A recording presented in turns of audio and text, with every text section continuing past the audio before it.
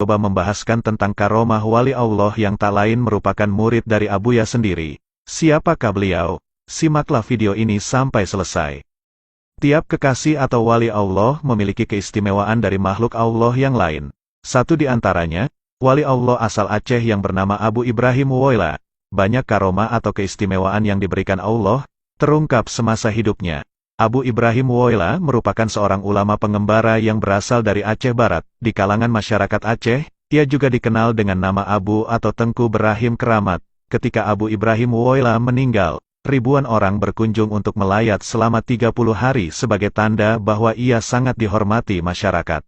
Abu Ibrahim Woyla dilahirkan tahun 1919 di Kampung Pasi Aceh, Kecamatan Woyla, Kabupaten Aceh Barat dengan nama lengkap Tengku Ibrahim bin Tengku Sulaiman bin Tengku Husen. Pendidikan formal yang diselesaikan Abu Ibrahim Woyla hanya sekolah rakyat, SR, selebihnya menempuh pendidikan dayah, pesantren, selama hampir 25 tahun. Selama hidup, Abu Ibrahim Woyla pernah belajar selama 12 tahun pada Syekh Mahmud, ulama asal Loknga, Aceh Besar yang kemudian mendirikan Dayah Bustanul Huda di Blang Pidi, Aceh Barat Daya. Salah satu murid Syekh Mahmud ini adalah Abuya Mudawali yang kemudian menjadi ulama tersohor di Aceh. Selain itu Abu Ibrahim Woyla juga pernah belajar pada Abu Calang, Muhammad Arsyad dan Tengku Bilyatin, Suak, bersama rekan seangkatannya yang bernama Tengku Adnan Bakongan. Setelah Abuya Mudawali kembali dari Makkah dan membuka Dayah Darussalam di Labuhan Haji, Aceh Selatan, maka Abu Ibrahim Woyla kembali belajar kepada Abuya Mudawali selama 2 tahun untuk memperdalam tarekat Naqsyabandiyah.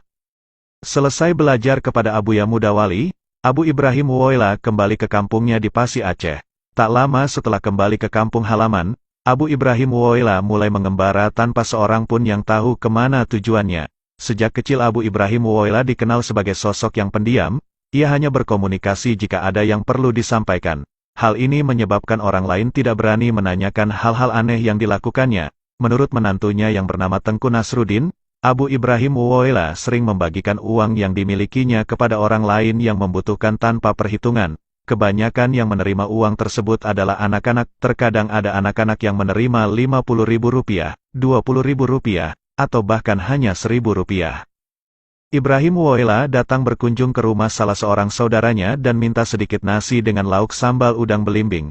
Istri tuan rumah memberitahukan kepada suaminya bahwa pohon belimbing di rumah mereka tidak ada buahnya, tapi sang suami tetap berkeras agar istrinya tersebut mengecek ulang pohon belimbing tersebut. Ketika diperiksa kembali, terlihat bahwa pohon belimbing tersebut memiliki 3 buah belimbing yang cukup untuk membuat sambal seperti yang diminta Abu Ibrahim Woyla.